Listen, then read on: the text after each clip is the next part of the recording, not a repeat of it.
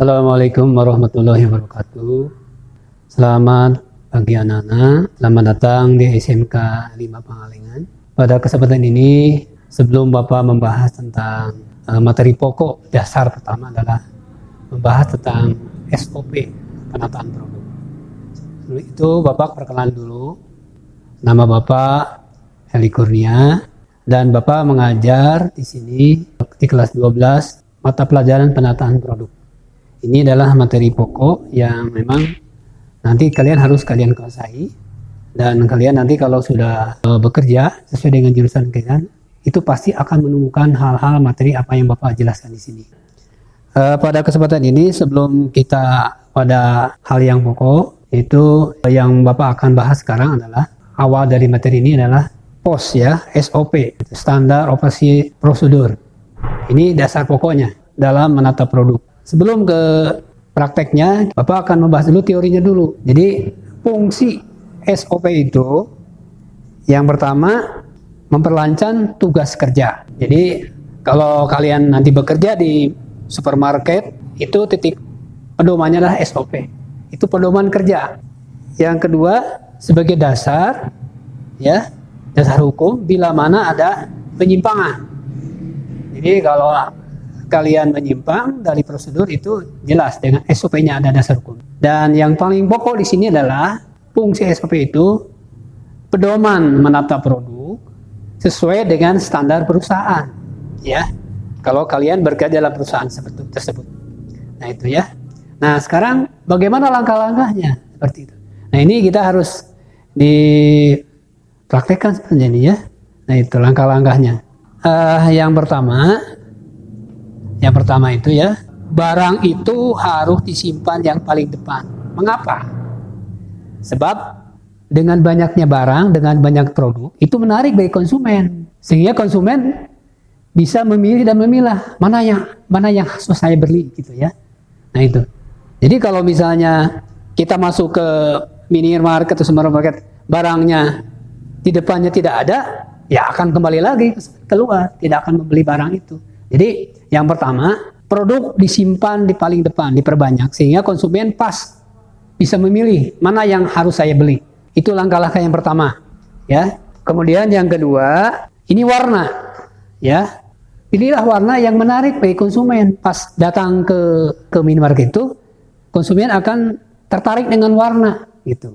Warna produk, di sini maksudnya, ya, warna produk. Terus yang ketiga, desain menarik sebagai jangkar. Artinya produk yang terkenal didekatkan dengan produk yang tidak terkenal. Jadi konsumen biasanya akan melihat produk yang terkenal. Nah dengan didekatkan dengan produk yang baru, konsumen itu bisa, oh ini yang baru nih, ingin mencoba membeli seperti itu. Jadi itu langkah ketiga seperti itu. Kemudian produk yang laku, yang laris laku ya, simpannya di bawah, digantungin di bawah. Kenapa di bawah? Sebab konsumen itu biarpun produk itu di mana diletakkan pasti mencari ya produk yang memang pokok, kebutuhan pokok seperti itu. Makanya ditaruhnya di bawah gitu. Sebaliknya produk yang begitu belum terkenal harus diletakkan di depan mata konsumen, pas datang itu kelihatan gitu ya. Produk yang tidak terkenal. Kalau yang sudah laris, yang laku terjual, di bawah saja disimpannya ya.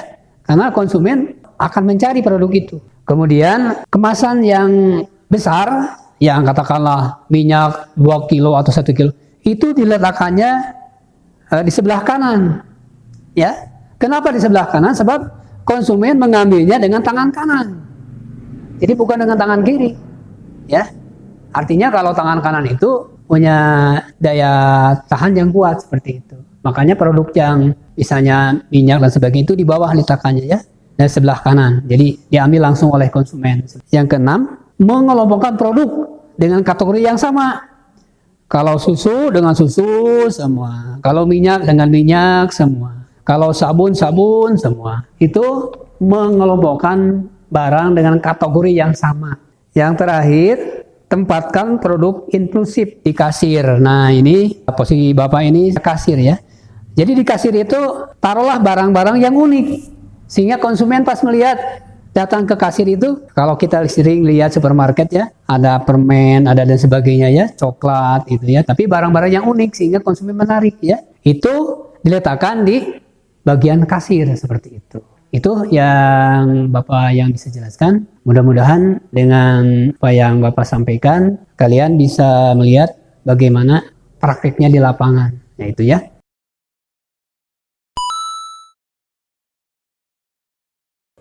Coba lihat, ini kan barang-barang disimpan di depan, sehingga ini Siti bisa memilah sebagai konsumen ya, karena barang itu di depan seperti itu ya, adanya di depan. Kemudian yang kedua, warna itu seperti di ini kan membawa daya tarik bagi konsumen ini ya, warna jenis barang ini ya, yang dilihat oleh konsumen. Yang ketiga, kemudian produk yang terkenal misalnya apa ya, sabun ini yang terkenal ya, itu didekatkan dengan yang produk yang kurang terkenal. Ada yang, nah ini kan kurang terkenal ya, didekatkan sehingga konsumen bisa memilih dan memilah. Kemudian produk itu ditaruh di bawah. Kenapa? Nah, ini kan sudah dikenal, gitu ya. Dimanapun ditempatkan itu sudah dikenal. Kalau yang tidak terkenal kan tadi sudah di sini, di sejajar dengan mata, gitu ya. Ini yang sudah terkenal di bawah disimpannya. Nah ini contohnya dirjen seperti itu ya. Kemudian produk kemasan yang cukup berat itu diarah di kanan disimpannya, di kanan, ya, di kanan. Sebab konsumen akan mengambil dari tangan kanan. Seperti itu. Yang keenam, mengelompokkan barang sesuai kategori. Kalau sabun dengan sabun ini kan satu kategori ini. Kemudian yang terakhir, menempatkan produk yang inklusif di kasir ya. Jadi di kasir itu harus ada, pas datang konsumen baru bayar itu harus ada produk yang unik. Nah itu seperti ini ya, unik. Ini kan kasir ini ya, seperti itu.